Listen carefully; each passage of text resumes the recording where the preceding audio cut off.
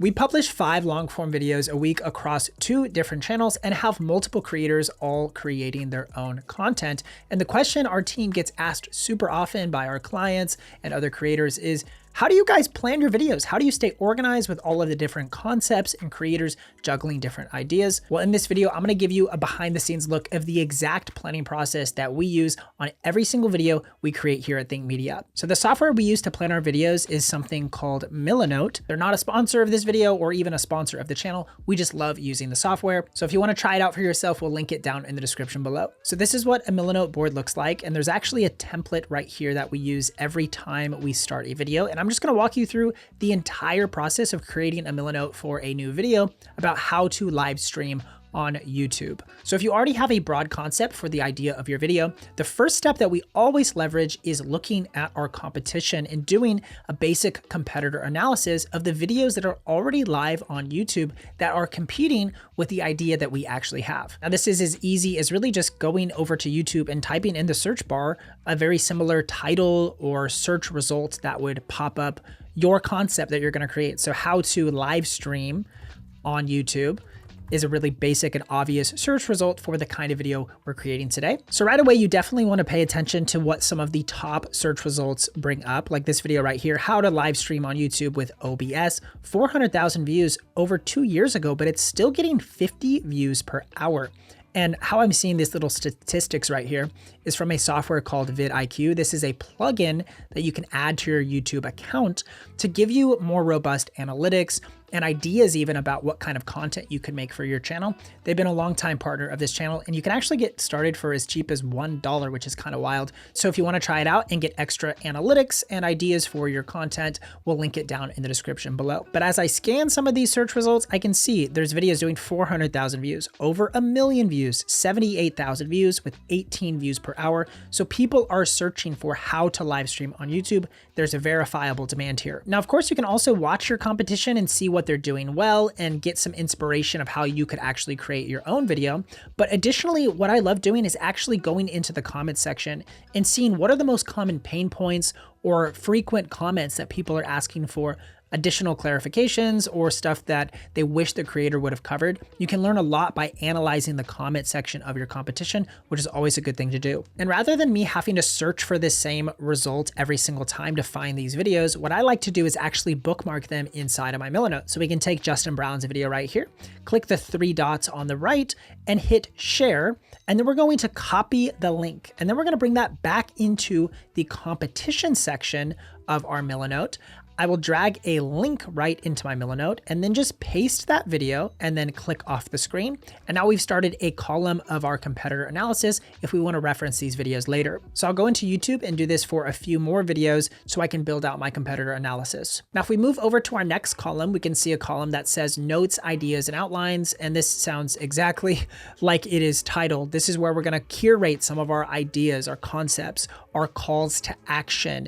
Maybe there's gear or specific affiliate links that we want to mention in the video. We're going to start curating all of that information in this column so that it's not scattered in a bunch of different places. Now, for our main CTA, this stands for a call to action, something that we are going to ask the viewer to do, a next step after they watch the video. But the main call to action for this video is actually just a Riverside call to action because this video is going to be sponsored by Riverside. And we're going to show how to live stream the best on YouTube with YouTube's native platform, but also with streaming software. And we love Riverside as our streaming software. So Riverside will be the sponsor of this video, which is the main CTA. For the outline, of course, you could just start building a basic outline right here with this note. You can also drag in like a full document. If I wanted to drag in this right here, I could start typing inside of this document a full-on script.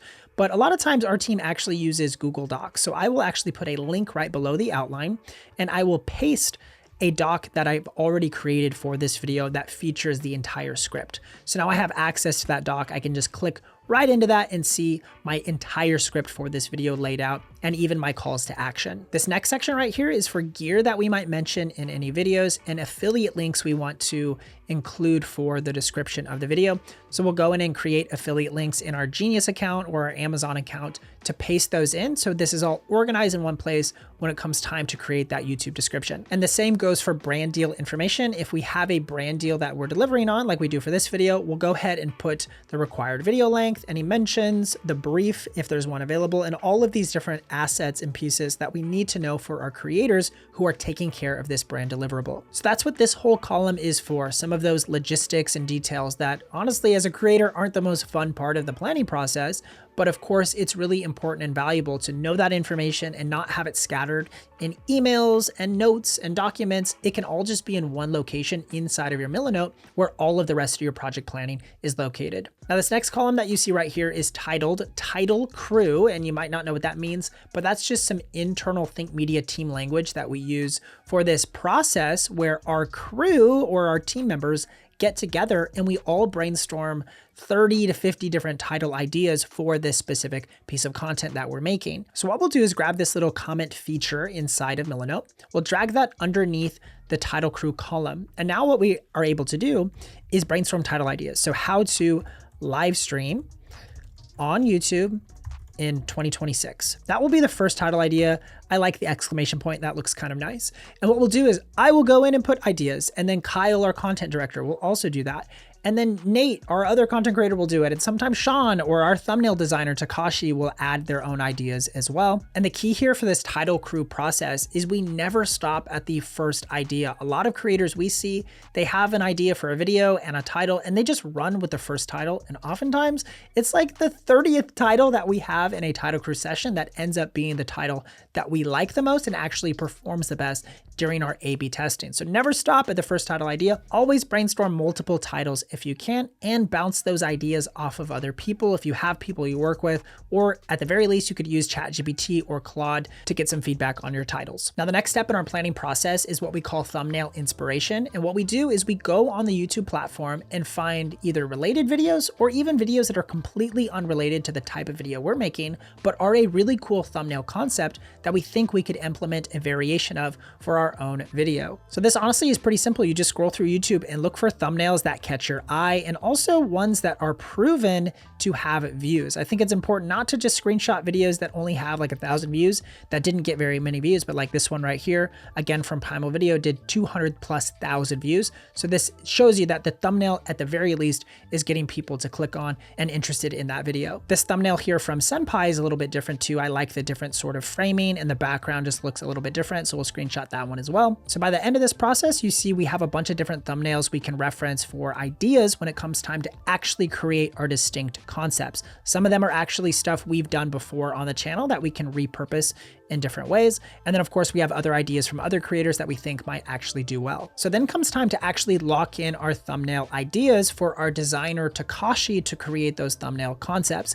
And what we do is always test 3 different thumbnail concepts at least to see which one gets the most clicks. One of the most important metrics on YouTube is your click-through rate, which means anybody who comes across your video who has the opportunity to click, how many actually decide, yes, I want to click on that video. You want that percentage to be as high as possible, and having a quality thumbnail with different thumbnail options as well can ensure you that you're actually choosing the best package for your videos, which is why we always test at least 3 options. So what I just did is mapped out 3 different sorts of concepts that I enjoy. I like this shot right here that we used in the past of me going live on YouTube. We had a smartphone here and a microphone, me on a laptop screen with a big live logo.